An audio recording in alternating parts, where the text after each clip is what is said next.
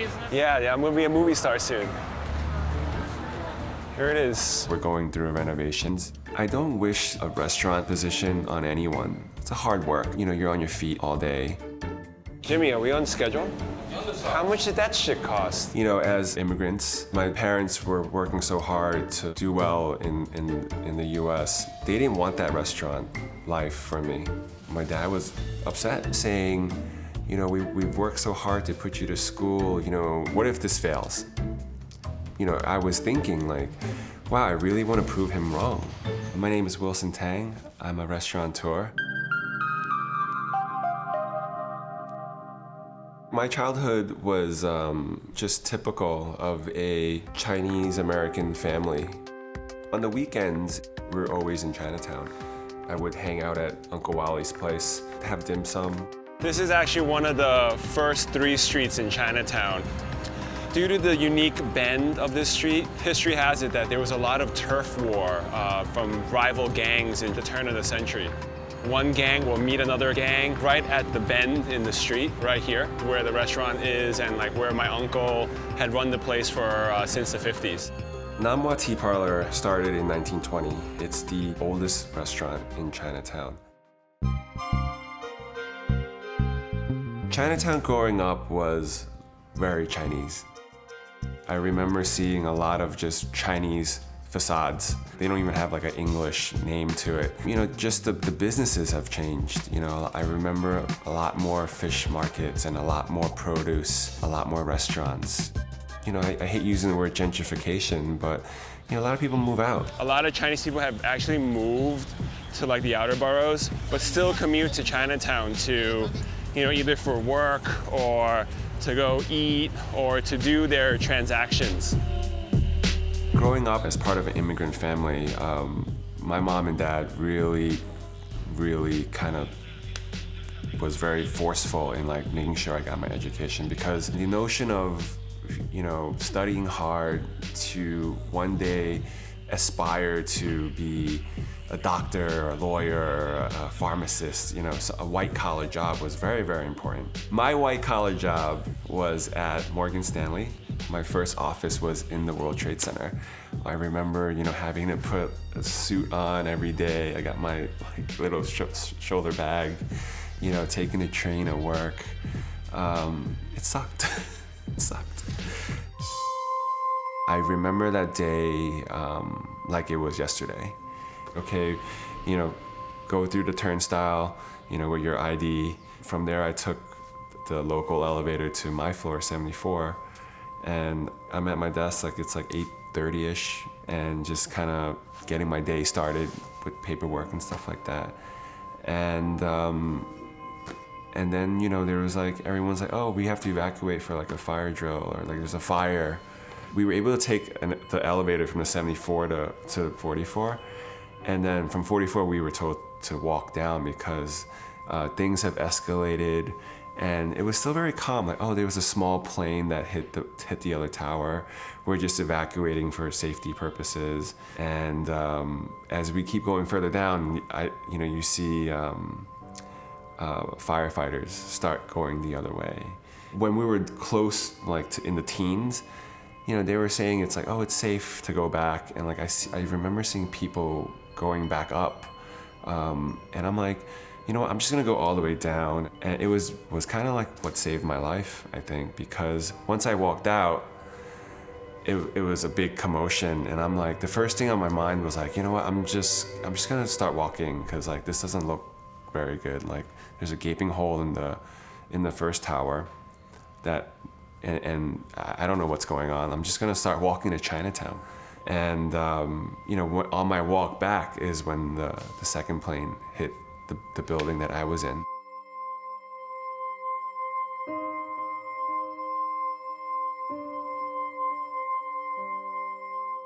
After 9/11, it was like, you know, I have to do something else. And it really made me realize how much I dislike that kind of work environment. I wanted to do my own thing. I wanted to be an entrepreneur. This is my opportunity. I'm gonna wait for something to happen. And it happened. My Uncle Wally was like, hey, you know, I think I'm gonna finally kind of retire and, You know, we need someone to take care of the restaurant. So I figured I asked you to see if you're interested. And I'm like, hell yeah, I'm interested. And that's when the whole Nam Hua thing came about. With the restaurant, it's tough. My dad was pissed. He's like, this can fail. I think back, it was very risky. I put all my eggs in one basket to try. You know, it was hard work at first. Uncle Wally tried to sweeten up the pot by like telling me, hey, you know, we can, you know, make it more modern. And I'm like, hell no, like I gotta keep it the way it is. Like this is what's cool. It's a throwback. It's a 1950s style diner, Chinese diner. When it comes to Nam Hua, we're talking about Chinese food. We're doing classic dim sum items. Dim sum derived from people back in China 5,000 years ago. They're looking for a snack along the Silk Road. And fast forward to now, dim sum is a breakfast, lunch, brunch kind of thing. My dim sum chefs have been doing this basically all their lives. Dim sum, the literal meaning of it is a touch of heart. It takes like many years to learn how to make these little tiny morsels. You know, all the folds and the pleats and the wrappers. You really need to love it. It's in my blood to do this. You know, I knew I wanted to continue with what my uncle was doing with the dim sum, but I also wanted to do dim sum like all hours of the day. Kind of like a tapas restaurant, but Chinese style. And it was a hit.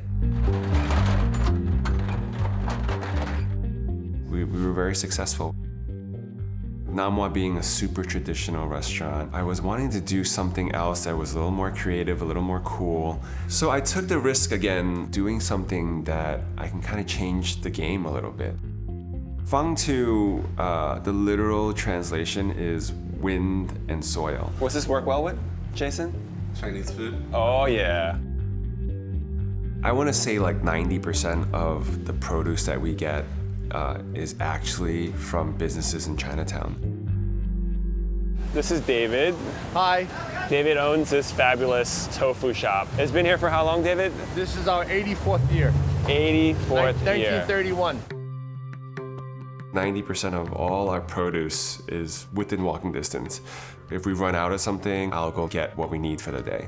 When Jonathan tells me to pick fish, I gotta look for the fish that has no clouds in the eye, right? Your eyes. John makes this awesome spicy beef jerky. I see myself as an individual that has a foot in two worlds. One foot I have in a very, very traditional, it's my uncle's place. On the other side, my other foot in this other world, in this whole Chinese American world, I have thoughts on how Chinese food should be as an American. I've collaborated with a Chinese American chef, Jonathan Wu, and he has thoughts on how Chinese food should be based on his childhood. We talk a lot on flavors and memories of what we ate as a child and making riffs on that in an American kind of way. So here's a jerky that we bought today at Zhang's. This is awesome stuff. Beef and broccoli, totally Chinese American dish. Here at Feng Tu, we also have our dish, which is a riff on the classic. This is a little oyster sauce that I added lemon juice to. Oyster sauce vinaigrette. This is a banging dish. Before meeting Wilson, I didn't know about the tofu guy, Dave, the jerky guy, the noodle place. I mean, he opened up this world, this hidden Chinatown. We talked about it before we opened. We really wanted to use Chinatown purveyors and highlight them. They're making beautiful product that took a lot of love and a lot of time. We talk about flavors that we've eaten as children. I had these really deep memories, and Jonathan decided to make something that kind of evoked that kind of childhood memory for me. That's it. It's our braised fish.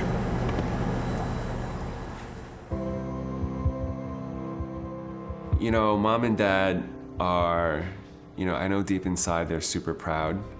My dad will never show it. Say, oh yeah, you know, it's doing okay.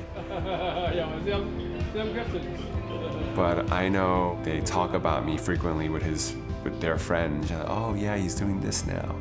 He opened a second place, and he opened a third place, and he's thinking about more. So he's doing really well. It's like his bragging rights, you know, that like I made it, and you know I didn't need to be a doctor or a lawyer or an architect, you know, and you know I figured out this blue collar job to make it.